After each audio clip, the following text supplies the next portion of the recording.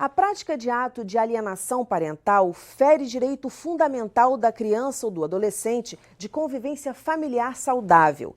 Prejudica a relação de afeto das relações com o genitor e com o grupo familiar. Constitui abuso moral contra a criança ou o adolescente. O texto está na Lei contra a Alienação Parental, que foi aprovada em 2010. Neste programa você vai entender como ela funciona e como ocorre o abandono afetivo. Então fique com a gente, está no ar o Educação.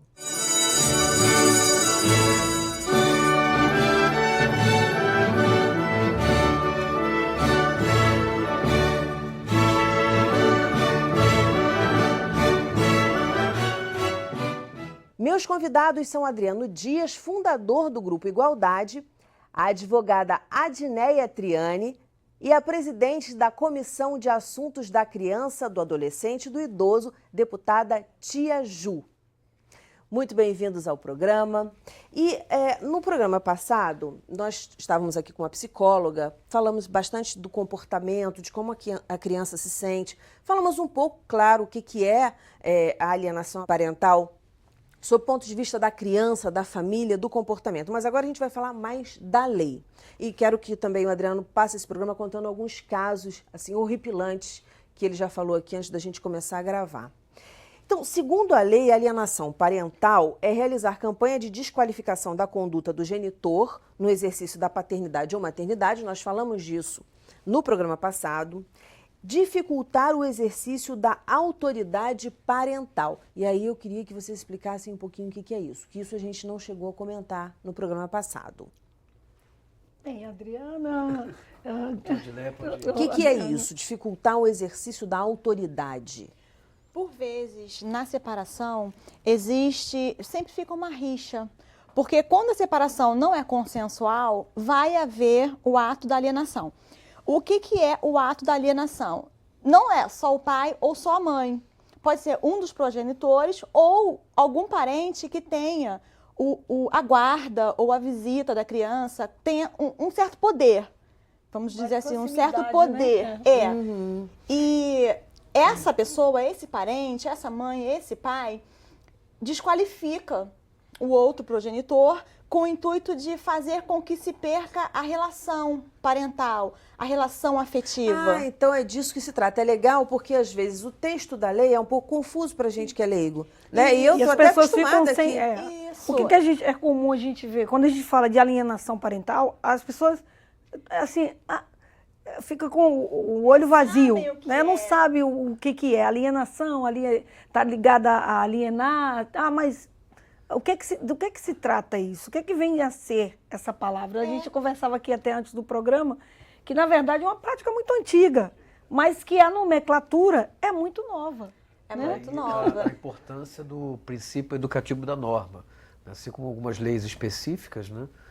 Você ter essa lei aprovada em 2010 levou ao judiciário, identificou, tipificou uma prática que já era reconhecida pelos setores da psicologia já desde a década de 80, com Richard Gardner, e apesar de haver registro, nós já falamos anteriormente, de identificar essa prática, que é histórica, nós até comentamos um pouco antes, de personagens, né, da história que foram alienados. Né, inclusive, a gente tem um personagem que faz parte da história de hoje do programa, que é a doutora que está aqui do nosso lado. Antes de começar o programa, na conversa, eu falei...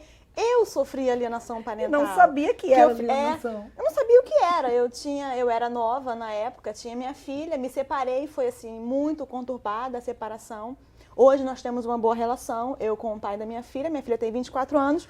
E ela chegou pra mim e falou, mamãe, o meu pai falou que você foi embora porque você não gosta de mim. Eu falei, não, filha, a mamãe te ama. Mas a minha avó falou que você tinha morrido.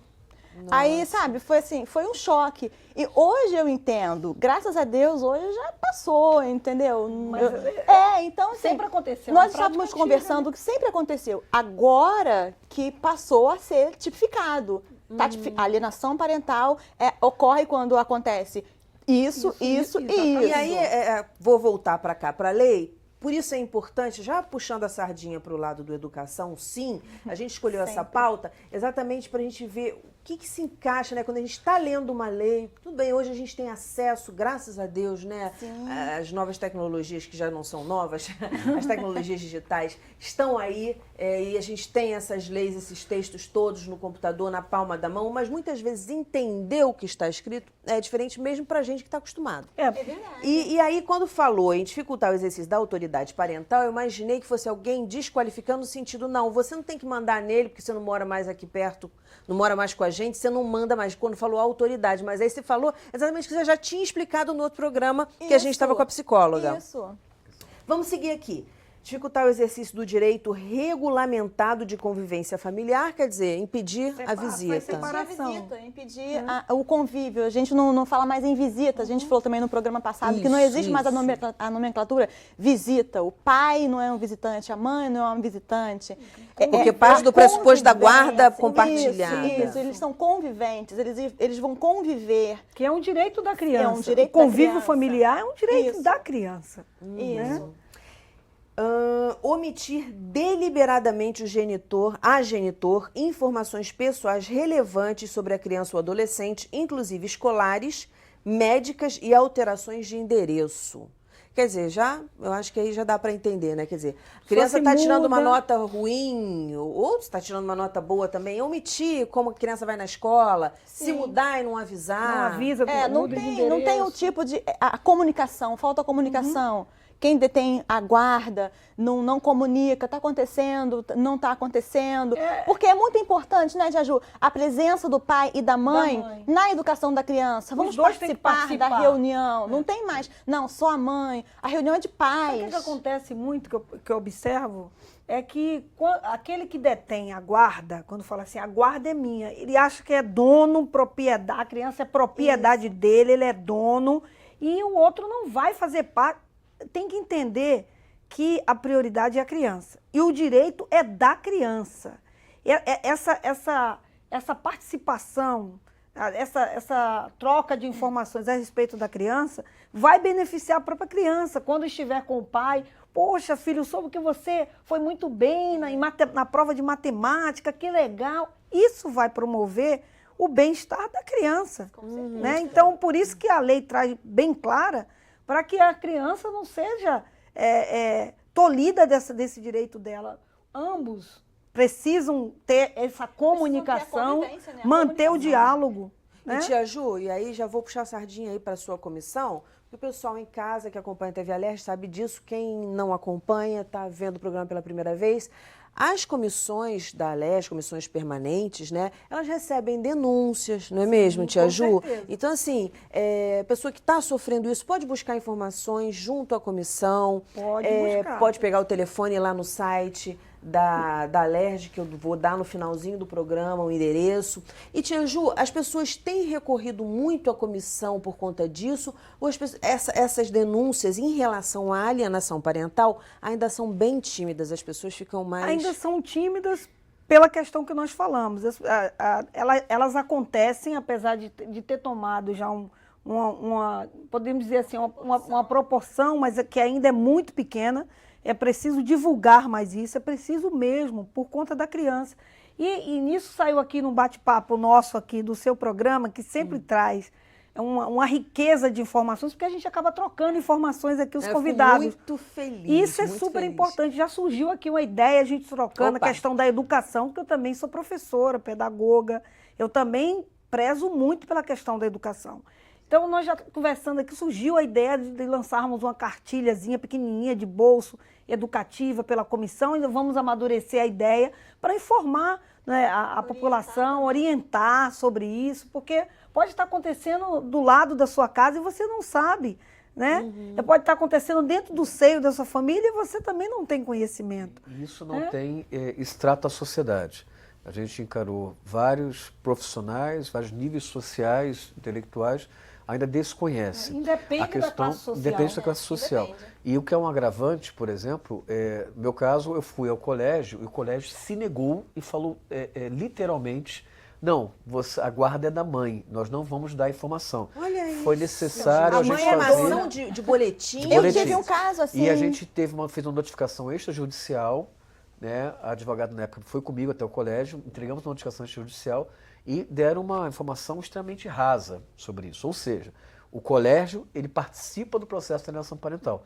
O profissional que está ali no colégio, por informação ou por influência também, porque a gente vê traços psicológicos muito graves, quase psicopáticos, e de convencimento, às vezes, de quem aliena. Né? Geralmente a gente tem aí, majoritariamente, as mães, por conta da questão ainda de ter a guarda, não é? A gente estava discutindo antes aqui. Não é uma questão de gênero. Romper de vez com essa história de gênero. Né? A gente ainda, a tecnologia ajuda, também atrapalha. Né? Sim. A gente foi ter um entendimento melhor. Adriana? Sim. Tudo demais é foi ruim. Foi ter um entendimento né? que é alienação parental. Não é bom. Graças a centenas, eu acho que hoje milhares de grupos que nós participamos e colaboramos, né, que são hoje do Brasil, da América Latina e de Portugal, que nós trocamos muita informação. Mas, ao mesmo tempo, existem grupos que promovem essa questão do antagonismo de gênero. Não, porque mulher é assim e tal.